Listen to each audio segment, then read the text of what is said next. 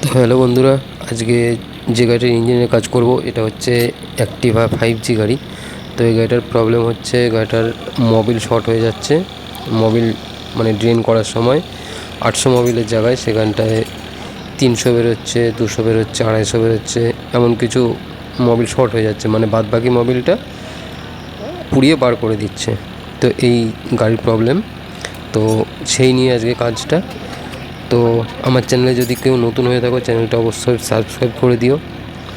যদি ভালো লাগে একটা লাইক করে একটা শেয়ার করো, কমেন্টে জানিও ভিডিওটা কেমন লাগলো। তো চলো তোমাদের দেখাই যে এই গাড়িটার যে মোবিল শর্ট হয়ে যাচ্ছিলো, তো তার কারণটা কি আর কি প্রসেসে কাজ করলে যে মোবিল শর্টের যে প্রবলেমটা, মোবিল কমে যাচ্ছিলো, সেই জিনিসটা ঠিক হবে। তো চলো আমি আগে হেড সিলিন্ডারটা খুলে নেওয়ার পর তোমাদের ডিটেলসটা দেখাচ্ছি যে যার কারণে মোবিলটা শর্ট হচ্ছিল।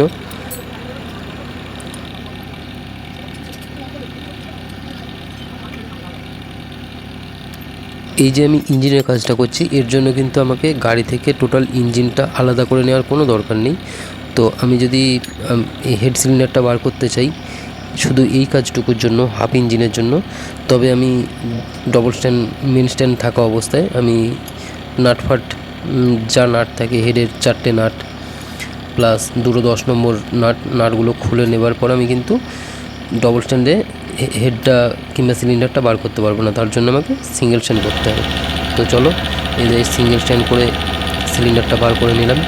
এবার তোমাদের দেখাই যে পিস্টনের মাথায় কতটা মোবিল হয়ে রয়েছে। এই যে বুঝতেই পারছো, পুরো কিন্তু মোবিলে ভিজে রয়েছে, মানে পিস্টন রিংটা ডাউন হয়ে গেছে। পিস্টন রিংটা ডাউন হয়ে যাওয়ার জন্য কিন্তু মানে যে ইঞ্জিনের যে মোবিলটা পুড়ে সাইলেন্সার দিয়ে বার হয়ে যাচ্ছে।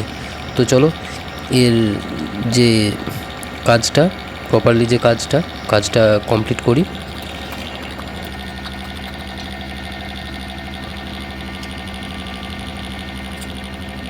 দেখতেই পারছো যে হেডের যে কাজ ছিল, লেদ থেকে হেডের সিট কাটে চলে এসছে। এর যে গাড়ির ভ্যালভ ছিল, গাড়ির ভ্যালভ দিয়েই হয়ে যাবে, ভ্যালভের কোনো প্রবলেম হয়নি, ভ্যালভটা ঠিক আছে। তো ভ্যালভ লাগানোর আগে আমায় ভ্যালভ যে অয়েল সিল ফিটিং করতে হবে। অয়েল সিলটা হন্ডার নেই ঘরে, হিরোর ছিল, হিরোর দিয়ে দিলাম, একই অয়েল সিল, কোনো অসুবিধা হবে না।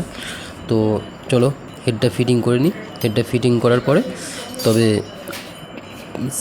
যে পিস্টনের রিংটা পরাবো, রিংটা পরিয়ে তবে কিন্তু গাড়িটা ফিটিং করব। তো এই পিস্টন রিং চেঞ্জ করলে অবশ্যই কিন্তু হেডের কাজটা অবশ্যই করিয়ে দেওয়ার দরকার। কারণ কি, যে ভ্যালভ থাকে, ভ্যালভের মধ্যে অনেক নোংরা পড়ে থাকে, কার্বন পড়ে থাকে। এর জন্য কি হবে, গাড়ির যে সাউন্ডটা একদম স্মুথ হবে না, মাইলেজ ঠিকঠাক পাবে না, ঠিকঠাক তেল অ্যাডজাস্ট আসবে না। তো হেড যখন খোলা হবে, সিলিন্ডারের কাজ যখন করা হবে, অবশ্যই কিন্তু হেডের কাজ করে দেওয়াটা মাস্ট।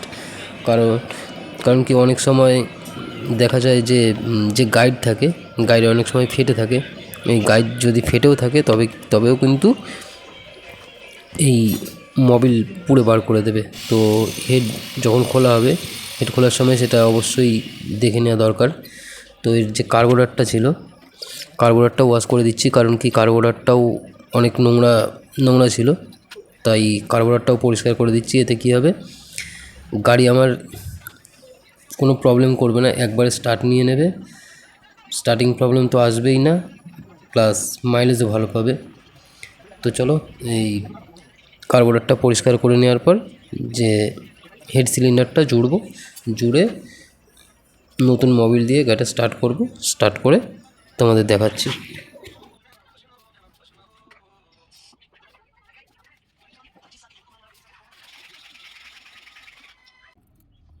তো এর যে কাজটা, যে পিস্টন রিং পরানো, পিস্টন রিংটা চেঞ্জ হয়েছে, সিলিন্ডারটা বসিয়েছি, ভিডিওটা কোনো কারণে শ্যুট হয়নি, ভিডিওটা করতে পারিনি, মানে ক্যামেরায় ফলস হয়ে গেছে, তার জন্য কিন্তু তোমাদের পিস্টন রিং সেটিংটা দেখাতে পারলাম না। তো কাজটা এইটাই ছিল, পিস্টন নতুন রিং পরানো হয়েছে, প্লাস হচ্ছে এর যে ভ্যালভ ভ্যালভের সিট নতুন করে সিট করিয়ে তবে কিন্তু হেডটা ফিটিং করা হচ্ছে।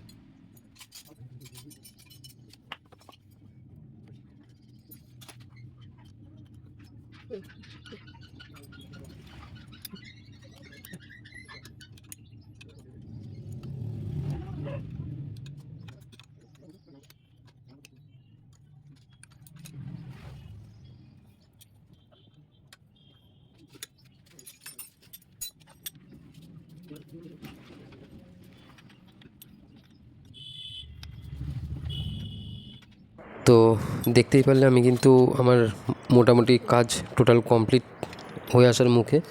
এবার হেডের টপ কভারটা লাগাবো গ্যাসকিট দিয়ে, সাইলেন্সার ফিটিং করব, মোবিলটা ড্রেন করব, মোবিলটা ড্রেন করে নতুন মোবিল ঢালবো, নতুন মোবিলটা ঢেলে কিন্তু গাড়িটা স্টার্ট করব। তো তোমাদের যদি কারো গাড়িতে এই ধরনের প্রবলেম হয়ে থাকে যে মোবিল শর্ট হয়ে যাচ্ছে, মোবিল কমে যাচ্ছে, তো সেই ক্ষেত্রে প্রথমত দেখতে হবে যে পিস্টনটা আছে, পিস্টনটা ফ্রেশ আছে কি, সিলিন্ডারটা ফ্রেশ আছে কি।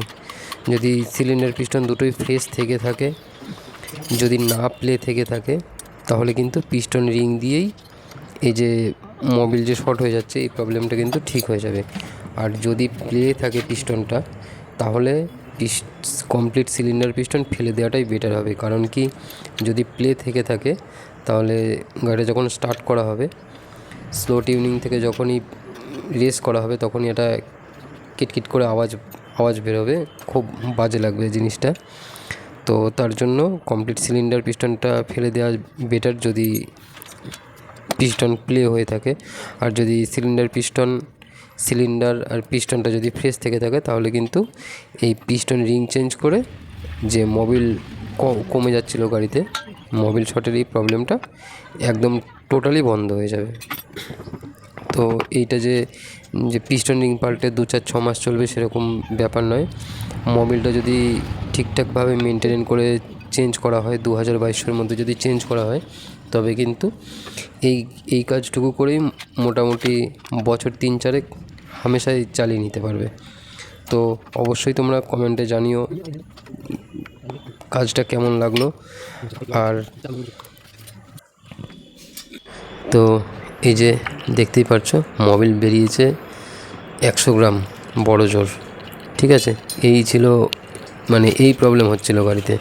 মোবিল ড্রেন করলে 800 মোবিলের জায়গায় 100 বেরোচ্ছে, 200 বেরোচ্ছে, কোনো সময় 300 বেরোচ্ছে। তো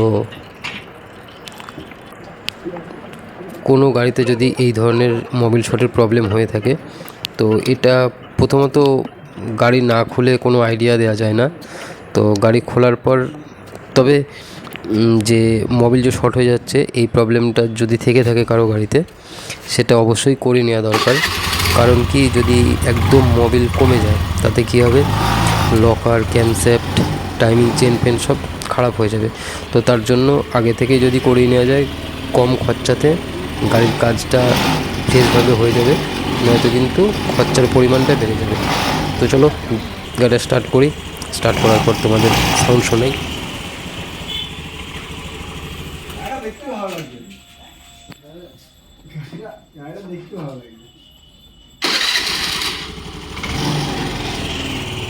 তো এই যে দেখতেই পাচ্ছ গাড়িটা কিন্তু এক সেলফেই স্টার্ট নিয়ে নিয়েছে। তো এইবারে যেসব গাড়িতে এই মোবিল কমে যায়, মোবিল খেয়ে নেয়, এসব গাড়িতে কিন্তু মানে তেলটা খুবই বেশি খায়। তার জন্য আমি তেলটাও অ্যাডজাস্ট করে দিচ্ছি।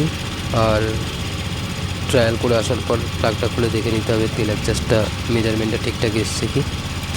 আর কাস্টমারকেও বলা থাকে যে 7 দিন 10 দিন বাদে একবার নিয়ে আসতে গাড়িটা চেক আপের জন্য। তো চলো জানিও ভিডিওটা কেমন লাগলো। আর এই ধরনের ভিডিও দেখার জন্য রনি বাইক রিপেয়ার চ্যানেলটাকে অবশ্যই সাবস্ক্রাইব করে নিও। কমেন্টে জানিও কেমন লাগলো, একটা শেয়ার একটা লাইক করে দিও। তো চলো টাটা।